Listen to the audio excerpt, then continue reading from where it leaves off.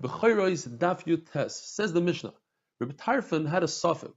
He wasn't sure if the translation to the word Bechar means firstborn. It has to be literally the firstborn, or it means the firstborn to the womb naturally. Meaning, if an animal gave birth through cesarean and afterwards her second birth was natural, perhaps the one that was born through cesarean is considered a Bechar, because that's included in the word Bechar.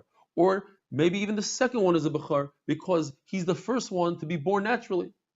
Therefore, both of them are suffix Bechares. They have to graze until they befall a mum, and then the owner gets to eat them. Rabbi Kiva says, no, it's not a suffix at all. I know that Bechar means both of these things together. It has to be the firstborn and the firstborn naturally. So if there was a cesarean, then that one is not a Bechar, and therefore the one after him is also not a Bechar. There's two psukim when it comes to Bechar, and they're in two different chumashim. The first pasuk is Kaddish li kol Bechar, the famous pasuk. All Becharim should be sanctified. The second pasuk is Kol ha-Bechar asher yivalid. Says the Gemara that we're very familiar with the concept of klal uprat. There's a generalization and then a specification where the Torah narrows down and limits the generalization.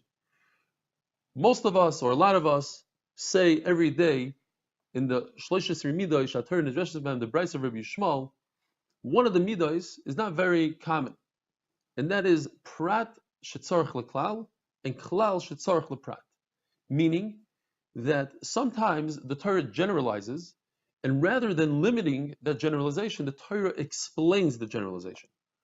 And sometimes the Torah says something limiting, and then the generalization is an explanation to that limitation. And here are the examples. The typical one is klal uprat. So the Torah says by us, Kol ha-Bechar. That should include all firstborns, even females. Where does it say anything about male? And then the Torah says Zachar. Zachar limits the Bechar to only males.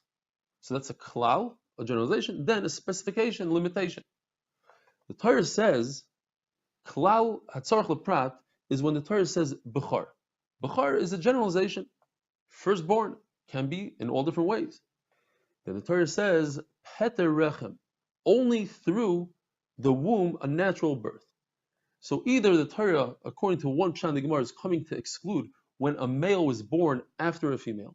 So I would think, oh, he's a Bechar. He's the first male born to this mother. You're right, there's a female, but he's still considered a Bechar. Says the Torah, Peter Rechem. No, he has to be the first male, which came out naturally, meaning he can't come after a female. Or it's coming just to say that he has to be born naturally, Peter Rechem, and not through a cesarean. So if he's the firstborn, forget about a female, just a male born through cesarean, the Torah is coming to say that it's not a Bechar, you don't have to do Pidyon Aben, or you don't have to give it as a Bechar. Now you have also Prat, a limitation at Tzarech L'Klal, that the Klal comes to explain it. That is, when the Torah says two things, Zachar, that's very limited, Zachar, like we said before, that's a Prat, and Peter Rechem, limited. The Torah comes with a generalization to explain that. Bechar, meaning it has to be first for everything.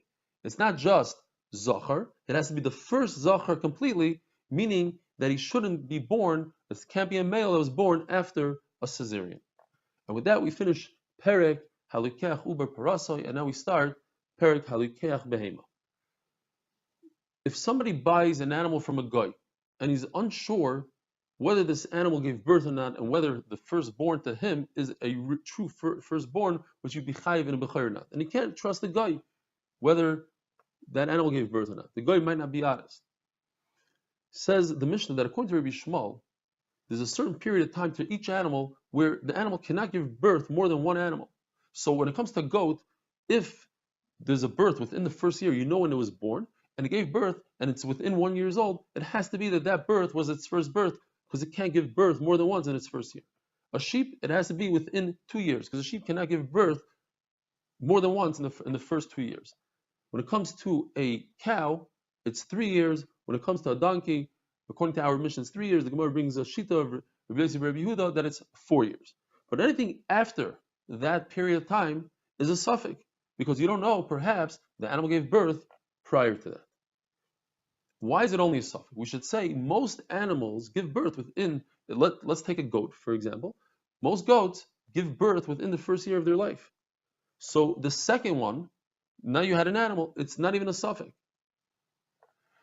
Says the Gemara, because we go according to Reb Meir.